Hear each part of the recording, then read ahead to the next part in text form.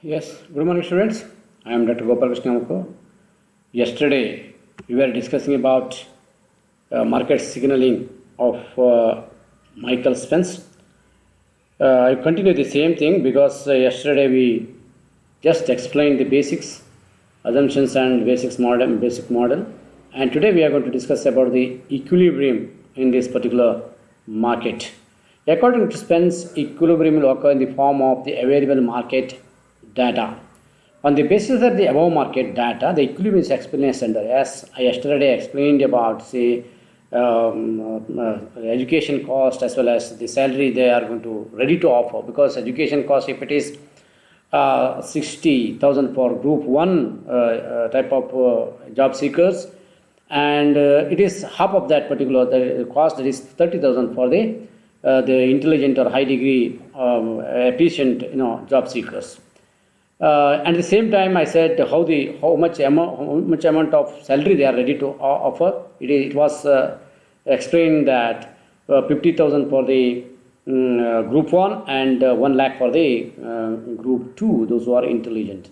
So keeping that particular data in mind, today we are going to discuss about the equilibrium conditions of that particular market. Suppose the employer decides that a person with education level less than Y constant belong to group 1 and with education at level Y constant or more belongs to group 2.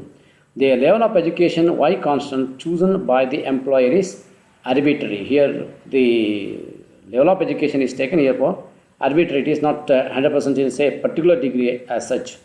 It may be changed according to the conditions. That is all. Given the wage schedule, Y is a function of Y and cost of education, that is C is equal to Y. The optimal choice of education for a job seeker is to choose the value of education at level Y constant, for which the difference between the wage offered and the cost of education is the maximum. In order to decide whether to obtain a college degree, job seekers compare the return or benefits from education and its cost. The return from obtaining a degree is 50,000, that is 1 lakh rupees minus 50,000. This is the difference of the wage offered by the employer to the two groups, that is wage 2 minus wage 1. Worker, the wage, the earning is 1 lakh rupees minus 50,000 rupees. The cost of education group 1 is C1 is equal to Y is equal to 60,000. This is the thing that I already discussed about. And for group 2 is C2 Y divided by 2, so it is 30,000. In the case of group 2, the return from education exceeds the cost of education. That is 50,000 is greater than 30,000. In case of group 2, the return from education exceeds the cost of education. If it is 50,000 rupees, their cost is 30,000. So all the job seekers in the group will obtain the education level Y constant as long as Y constant is greater than smaller than 1.6. For group 1, the cost of education exceeds the return. It is rupees 50,000 is lesser than 60,000. For group 1, the cost of education exceeds the return. So 50,000 is smaller than 60,000. All job seekers in this group will attain the education level Y constant as long as Y constant is greater than 0.8. It leads us to an equilibrium situation as long as Y constant is in between 0.8 and 1.6. Please remember these things. Suppose the prospective employer fixes the education level for recruitment as Y constant is equal to 1.2. Since job seekers of group 1 have education level below Y constant, that is 0.8, and do not hold a degree, the employer offers to this low productivity group rupees 50,000 as wage. The optimal choices for group 1 are either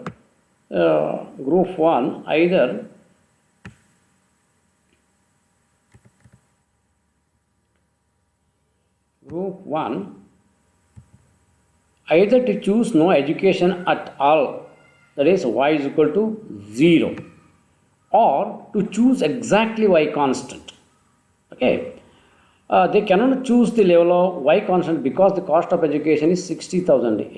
60,000 is greater than the increase in their year earning, that is 50,000 rupees. If they were to obtain the degree, so they will get no degree. Group second job seekers will obtain the education level y constant is equal to 1.2 because the increase in their earnings is greater than cost of education, that is 30,000. Thus, equilibrium is established in the job market when each person of group 1 chooses a zero education level y is equal to y constant is equal to 0 and each person of group 2 chooses education level y constant. The education level y constant is a signal of low and high conductivity of both groups of persons. Here it is a diagram now. I would like to explain the diagram in brief. The vertical curve of this particular diagram, A and B, group 1 and group B, indicates wage schedules, and this one horizontal is going to optimal choice of their zero is origin is this one, and the horizontal is going to indicate it to education level.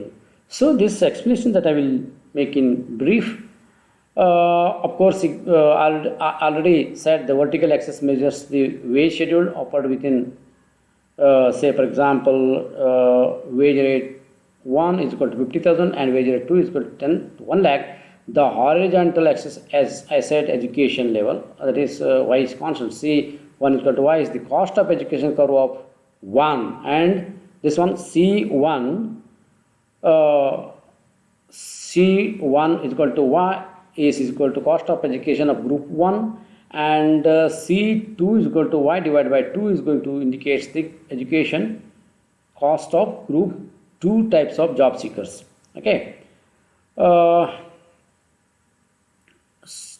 Group second, given C1 and C2, the wage schedule provides an incentive to job seekers of group 1 to be satisfied with an education level smaller than y constant, that is 1.2, because C1 is greater than Y1.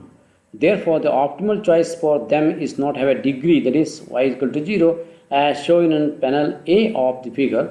Panel B shows the optimal choice of group second, which gets education level y is equal to constant 1.2, is offered as wage of rupees 1 lakh instead of the base wage W1 is equal to rupees 50,000. Again, that I will go back to the education, this one diagram. Here you can see the very clear picture. Those who haven't education, 0 is they are offered 50,000 rupees as for the group 1, if you see that. And in the group 2 category, they are, of course, education, the spending on the education is very less, that is 30,000, but their education level is 1.20. So that is why they are offered, 1 lakh rupees. This is what, this is the 1 lakh rupees, they are offered here 1 lakh rupees, and here it is 50,000 rupees. The cost is here, education cost, it is indicated by 60,000 here. So it is more definitely because they are having very low degrees, in the sense y is equal to 0 here, and here it is y is equal to 1.20. So this is the optimal choice for this particular person, and this person, this is going to be the optimal choice anyhow. So it's 30,000 that's invested, but he can get this 1 lakh rupees. So totally what this particular theory is going to say is, whenever a person is having or acquired good knowledge, it is indicated by his level of education, and that level of education is going to indicate is going to be considered as market signal. On the basis of that, an employer is going to select any person. So another angle, the person who is an intelligent is going to spend less amount of money for the educations, and the person who is having low efficiency is going to spend more on educations. The cost of education is more, but he is not eligible to get good jobs at all. Good jobs in the sense high earning jobs at all. So the market signaling is very clear, and education level is going to be the very good market signaling for the employer. It is what happening, of course, everywhere today. If you have master degrees, then there will be good salary, and if you have undergraduates or bachelor degree, then there's the job is not so handsome or not attractive. Whatever it may be, it is all because of the ability of a person to earn the knowledge and the ability of the persons to gain more and all these things. So as per the Michael Spence, this is the really very good theory. There are, of course, a few criticisms about that also. The criticisms are very simple because there are people, those they are intelligent, they may not able to, go for higher educations or get degrees also, but it is a rare case. And he says that there is a chance for getting, scholarship. If a person is very intelligent, there is definitely a chance for to get scholarship and he can skill high. That is why that may not be the biggest problem for anybody. Anybody.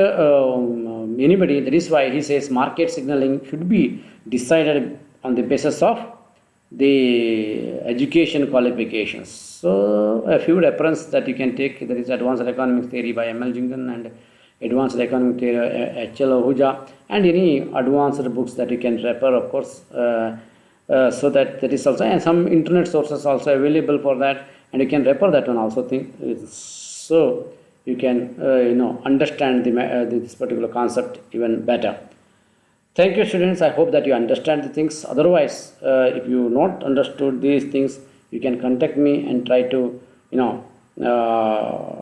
get it clarified and be ready for the exams, because examination point of view, these are the things that we are going to discuss. Otherwise, it needs a lot of time to give some examples and everything, but it is not done here.